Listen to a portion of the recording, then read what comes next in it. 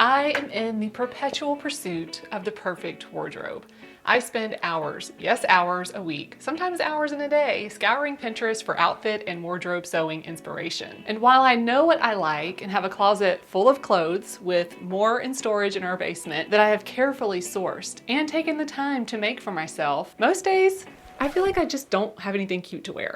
As I do at the start of every year, I've been thinking a lot about the projects I want to work on this year, especially when it comes to projects that I want to sew, because my time is very limited and I want to get a lot of bang for my buck. And normally I might just make a list of all of the projects that are top of mind or inspired by the latest fashion trends, but this spring I want to take a more intentional approach and make an actual plan.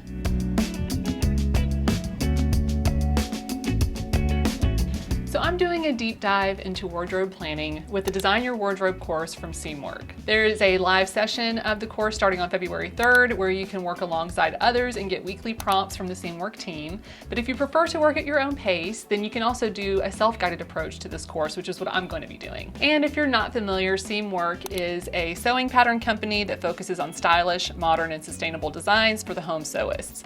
They offer a subscription service that gives you a new pattern every month, along with access to a wealth of tutorials, sewing tips, and a sewing community right in the platform for extra support. In the Design Your Wardrobe course, Sari, the founder of Seamwork, takes you step by step through evaluating your current wardrobe, identifying what's missing, and planning future sewing projects that align with your style and lifestyle. The course also comes with a workbook to help you map it all out, whether you prefer to write things down the analog way with physical fabric swatches and sketches, or go digital with online apps and resources. I'm going to be going digital with my project planning because I already have so many apps and resources online that I use to corral all of my inspiration, so I think that's going to be the most natural approach for me. So the course is divided into 4 modules, and if you're not doing the self-guided version, if you're going to be following along with the live version, I think it's meant to be set up over the course of 4 weeks. So it makes it really manageable if you have a really busy schedule to kind of chip away at it little by little over the course of about a month. But if you are doing the self-guided approach and you want to move a little bit more quickly, it actually goes pretty fast. So the first thing that I did was just watched through all of the videos, kind of got familiar with all of the resources that are available, and there are a lot of resources. So there's the Design Your Wardrobe workbook, wardrobe planning templates, croquis that you can download and print or even bring into something like Procreate app or something like that to sketch on top of. Now, I'm not gonna lie, when I first started, I got a little overwhelmed because I was like, oh my gosh, it's just a lot to like process and there's a lot that I wanna do. I have so much inspiration that I've gathered. It was kind of analysis paralysis, really. Once I got started, things really did come very naturally. The questions in the workbook were really straightforward, kind of trying to whittle down to the basics of what I want out of my wardrobe, how I want to feel in the clothing that I'm wearing. And the way this course is designed, you start with a broad concept, and through a series of prompts, you work your way down to a project or multiple projects. One of the first prompts in this course is to collect inspiration for the season that you're sewing for. Now, this step was actually really easy for me to do because I have so much inspiration that I'm constantly gathering over on Pinterest, and I have a Pinterest board with literally thousands of pins to choose from. I have a board for general sewing inspiration, and then I have boards broken down into each of the patterns that I sell, kind of inspiration for those. Then I have a couple of other boards for things like dresses and outerwear and that kind of thing. Since I'll be doing everything digitally, I'm going to be kind of keeping it mostly on Pinterest. I'm probably going to be using Notion as well because I use Notion to organize a lot of my projects, but mostly Pinterest and Notion. I think those are going to work great for me. And I've just taken my favorite wardrobe inspiration Pinterest boards and picked out about 50 to 60 pieces that I've put on a dedicated spring 2025 wardrobe board. And I'm mostly just going off of outfits that I've pinned on Pinterest, but you could use your color inspiration. You can use pattern flats. Like if you have patterns that you know you want to sew, you can screenshot or download the pattern flats, like the tech flats for those patterns to put into your boards. Seamwork has all of their pattern flats available. If you're a member, you can download all of those and arrange them digitally or print them off and cut them out and put them on your boards. You can use your fabric, you can use your existing pattern stash. I also went through Seamwork's pattern library. They have a pretty extensive pattern library and most of the patterns are pretty beginner friendly. So I've actually already pulled some pieces from their pattern library that I thought would make great pieces to add to my wardrobe. This can be very overwhelming, which I think is why I typically just wing it every year, because the thought of sitting down and making a plan feels overwhelming. Sifting through all of my ideas and inspiration feels overwhelming. So it's nice to have someone to kind of guide me through it, hold my hand through it, and maybe open me up to new ways of seeing my wardrobe or planning my wardrobe that I might not have thought about on my own. I have these little disco ball ornaments on my Christmas tree, and when the sun shines, I get little disco ball dots all over the room, and it's just quite charming, quite lovely. I love it. So once you've kind of done the brain dump of, I feel like that sounds so unglamorous, brain dump, but once you have gathered all of your initial inspiration, Sari takes you through kind of how to whittle that down to a more cohesive and clear vision for the seasonal wardrobe that you're planning. I spend a lot of time at home. I'm spending a lot of time in my pajamas actually, which I keep telling myself I'm going to stop doing, but usually I'm not really getting dressed up unless I'm filming a video or going to an appointment. Really, any opportunity I have to interact with people and be a little more social, whether that's an appointment or an outing with a friend or family member, or even traveling home to see my family and friends, I'm going to use those opportunities to dress a little bit nicer because I just don't get as many opportunities as if I worked in an office setting, for example. But I'm also doing a lot of home projects. So I'm working a lot on kind of construction projects and getting really dirty. And in those cases, I don't really care as much about what my clothes look like because I'm probably just going to get them dirty, and the thought of dressing nicer and getting those clothes dirty just hurts my soul a little bit. So I definitely don't dress as nice when I'm working on home projects. So I've decided just to have more fun with the outfits that I want to be nice. That's going to be a smaller wardrobe category for me in general because I'm not going out as much as I'm staying home. There are definitely pieces that I go to over and over again and always feel good in. If I can find a way to replicate some of those pieces in different ways to make it feel like I'm getting a little bit more variety out of my wardrobe, but always feeling good in what I'm stepping out of the house in. So in general, I noticed a few themes that were popping up in not only the garments that I was pinning, but a lot of the garments that I tend to wear and like the most. So I like romantic blouses and dresses. I like high-waisted pants and denim. I wear a lot of jeans, fitted knit tops. So like a top like this or like a fitted knit cardigan, things like that with jeans are, again, one of my go-to pieces all the time if I just don't know what to wear. Those are easy for me. And then utilitarian and kind of structured accent pieces. So I like layering maybe a jacket with some more structured details like utilitarian pockets and snaps and buttons and that kind of stuff to kind of add a little bit more of an edge to the softer side of my wardrobe. So adding a few more nice, cute tops to my wardrobe could be a great addition for me because I find myself wanting to wear the same tops over and over again. So maybe just expanding on those styles to create more options for me in my wardrobe and making me feel like I have a little bit more variety. And then if I had to choose 2 to 3 words to define my style, I kind of narrowed it down to romantic, easy, and classic. So now I just need to edit all of the things that I've pulled together to create kind of a cohesive collection idea for my spring wardrobe. This has been kind of fun. I'm actually really enjoying doing this, and this workbook has so much information to kind of help get you through all of these exercises. It's actually really helpful.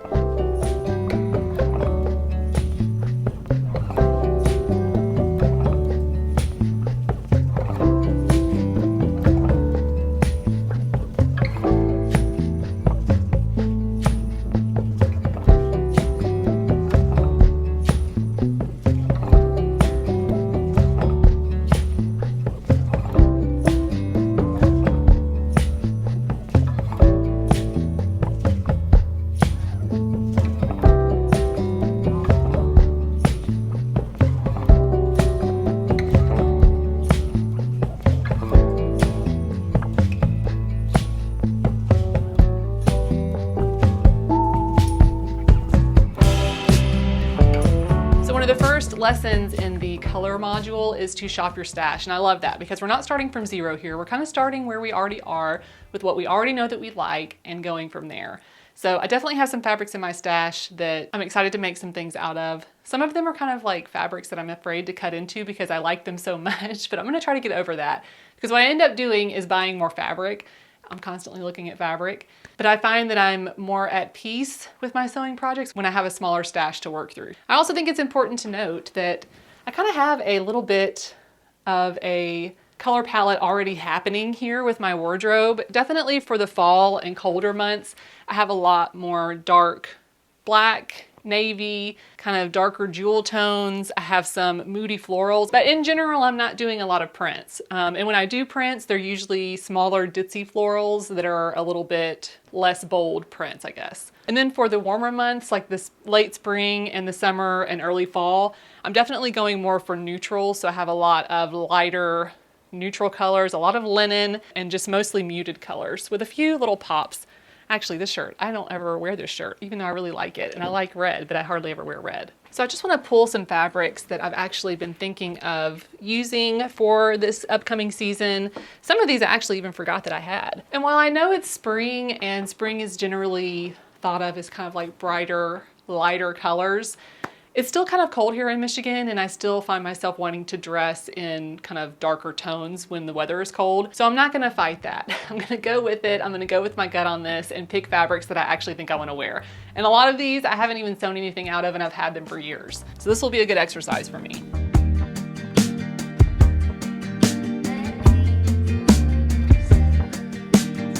I'm actually gonna document my fabric. Instead of cutting swatches and kind of pinning them to a board in the analog way, I'm gonna be taking pictures of all the fabrics that I wanna include in this collection and uploading them to my digital mood boards.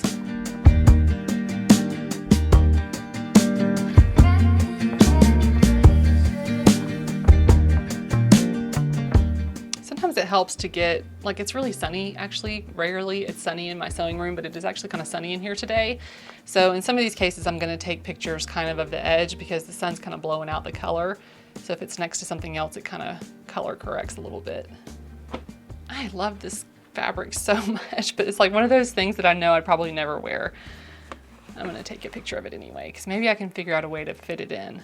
In this module, Sari also goes over how to divide your color selections into 3 basic color categories. So you've got neutrals, basics, and statements. Yeah, statement colors. Just based on my garment wearing history, the things that I'm the happiest wearing, I know that probably neutrals and basics are gonna be my go-tos. I might have a few pops of color in there, but I typically feel more myself, and I just feel more stylish in those colors.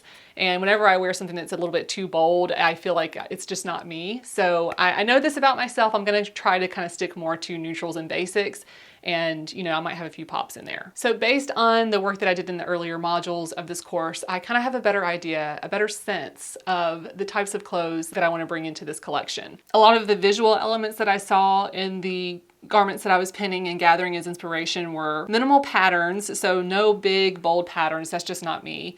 Mix and match neutrals because I need things to be easy. I want to be able to quickly grab things and go, especially if I'm traveling. I want things to be mixed and matched so I can get even more outfits out of a fewer number of garments. So let's just look at my closet and see what we've got. I'm going to pick out a few things that are like my favorite things, see how they fit into my wardrobe, and maybe use those as my guiding light for the next projects I want to work on. And so first of all, I actually wear this shirt quite a lot. This is a pattern that I designed. If you become a Patreon subscriber, that pattern is included. You have to just kind of scroll down a little ways. But it's actually a dress pattern that I developed, and I just made this one into a little like wrap ballet style top. And I would like to make more of these, and also in darker colors. I think like in that dark green or in a black or a navy would be really great, and I probably would get a lot of use out of it. So a few things. This is actually a dress that I made. This is the, what dress is this? It's not Joni, it's not Ella. Oh my gosh, what dress is this? I have a pattern for this dress, and I will link it in the description and put it up here on the screen.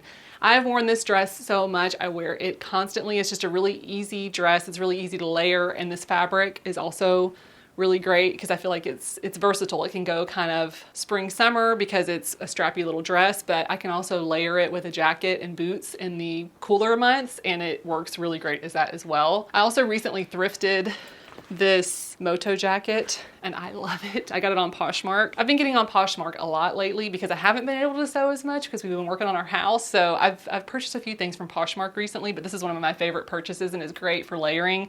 And it has those utilitarian vibes that I really like. It's got a little bit more structure to it. And I think a jacket like this over a flowy dress just looks so nice and so put together with boots. So love that. This is like a fitted knit turtleneck dress that I recently made, and I'm actually releasing a pattern for this very, very soon. It's in testing right now, so stay tuned for that. This I love. I've actually worn this a couple of times now with boots and this little jacket here, and this is so my style. So my style. Fitted in the bodice, a little bit of a flowy skirt. Perfect, love it. And I'd like to make some more turtlenecks out of this dress pattern. This piece here is my birdie button-up shirt. I wear the hell out of this thing. This is actually the second one that I've made out of this tissue linen, this white tissue linen that I picked up at Joann Fabrics. This is my summer, spring, early fall shirt of choice. I wear it constantly. I wear it alone, tied at the waist. I wear it as a layering piece over a tank top. It's just a really great shirt. And again, I would love to make some more of the birdie button-up shirts out of different colors, but I always come back to this white linen version. This is that McCall's, I think it's 7969. I've worn this quite a lot and get a lot of compliments on it when I wear it. It's very loose and flowy and great for spring and summer. And this actually comes as a dress pattern, but I just chopped it off into a top. But I would like to make a dress out of this actually. It's a really great, easy wardrobe piece. Let's see what else. I made these mesh shirts using my comfy tee pattern. I just did a pattern hack on these, and I actually have a video here on the channel for how I made these. But I love these shirts so much, and when I made these shirts, I was so excited about them, and I knew I was going to get a lot of use out of them, and I do wear these quite a lot, and they make me feel so cool when I wear these. I do have to wear a shirt, like a little tank top underneath, but they look great with jeans, they look great dressed up, they're a great layering piece, and I love the prints on both of these fabrics. So this is kind of like a larger moody floral, and this is more of a ditzy floral, but I probably wear this one the most, the one with the little small floral print. I have a lot of jeans. I wear jeans all the time. I'm kind of obsessed with jeans, actually. I buy and make jeans all the time, and I always find myself thinking like each pair of jeans is just going to change my life and be like the perfect pair of jeans. They never are, but it's fun. It's fun looking, and I just like having a lot of different jeans options in my closet. So this dress, I actually love this dress, and this is made from a vintage pattern that I found at the thrift store. The only problem is I never, ever wear this. I think I probably would wear it more if I had made it longer. I ended up making it a short dress. It's just a very flattering fit on me, and I want to make another dress like this out of a different fabric, and I have some fabric options. Oh, that reminds me, I have one more fabric I need to add. I almost forgot about this fabric that I recently purchased. So I got this from a store called Revelry. That's hard to say. They make wedding dresses and like bridesmaids dresses, but I noticed that they sold fabric on their site. Back when I was making my velvet dress to wear to a wedding, one of my best friend's weddings, I came across this velvet, like burnout velvet fabric that they had on their site, and it is just stunning. And they have so many different colors of it too. So I know this fabric is a little bit fancy, but I really want to make something out of this year, this spring. And I actually have an idea for a top that I want to make out of this. So I've got this beautiful burnout fabric. When you order this fabric, it comes with a matching lining. And I think this fabric was only like $20 a yard. I'll put a link in the description below to this fabric. The only thing is it took like 4 weeks to get here. So it takes a little time because it's all made to order. But it was so worth it. So I ordered it knowing that eventually I'd have a project for it because it was so beautiful and I loved it so much. I think I ordered about 3 yards, and it comes with the fabric for the lining. So for $20, you get 2 fabrics. That's pretty good actually. So I definitely want to make something out of that. I need to make sure I document this fabric for my color stuff. Beautiful. Okay.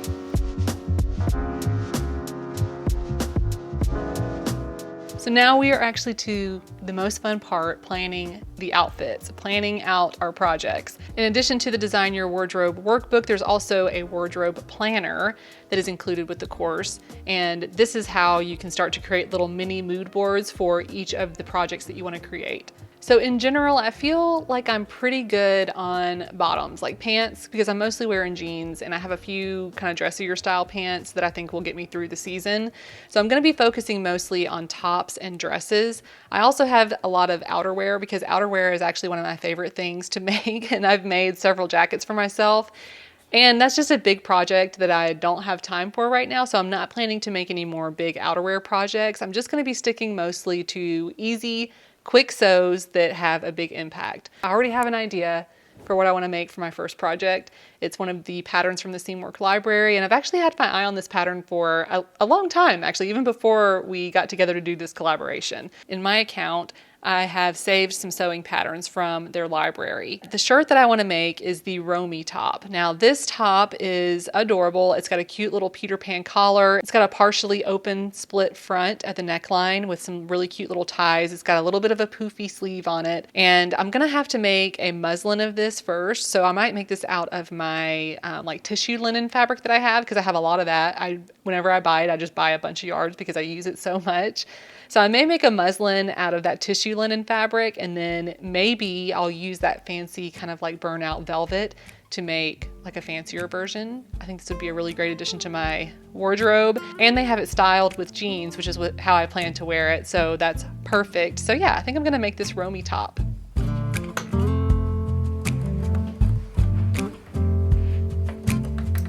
I think I might use this white linen. And this is just really easy to work with. I know that this wears really well over time. The shirt that I'm wearing is one that I made from the same tissue linen, and it's so comfortable. It gets softer with every wear and every wash. So I think I am gonna use this linen to make the Romie top from Seamwork.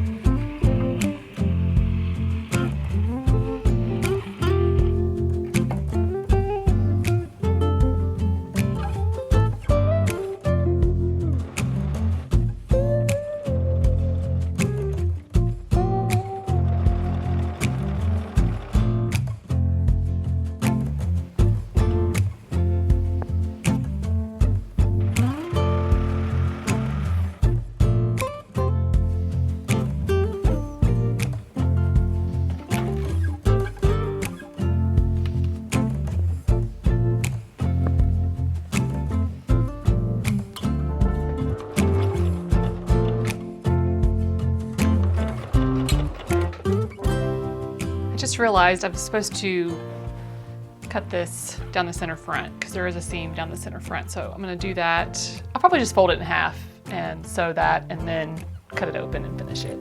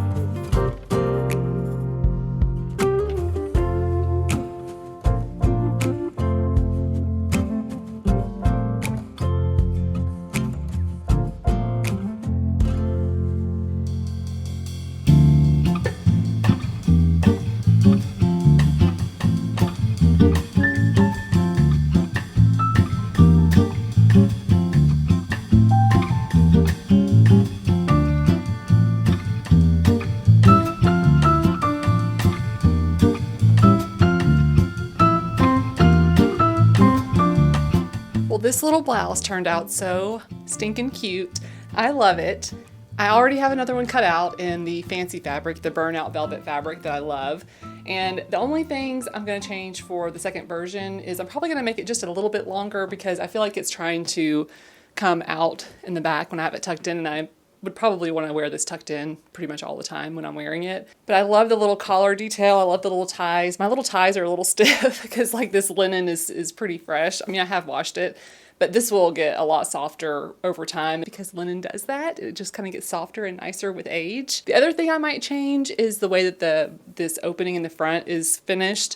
It's got a facing, but I feel like the facing's a little too wide around the opening. So I probably would finish this with either a placket or make the facing narrower, or either do like a bias tape finish around the opening of the neckline, and I'm gonna have to do it differently anyway with that sheer fabric, the burnout velvet fabric, because this type of facing is just gonna show through. I mean, you can kind of see it a little bit showing through on this linen, but that's really it. I think this turned out really great. The fit is exactly as expected for me, and I don't foresee making any other fit changes to this pattern. And I'm very excited to make the velvet version. I think it's going to be just beautiful, but I just ran out of time to make it for this video. And it just feels good to be sewing again. My sewing has just been so sparse and sporadic lately because we've been working on our house, and it is like, oh gosh, it's so nasty outside right now. It's so gloomy in my sewing room.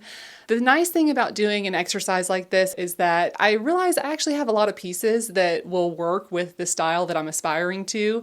I just have to get a little bit creative. That's one thing in the Design Your Wardrobe course that I think is really great. Sari does go over kind of how to create outfit combinations or outfit formulas, I think is what she calls them.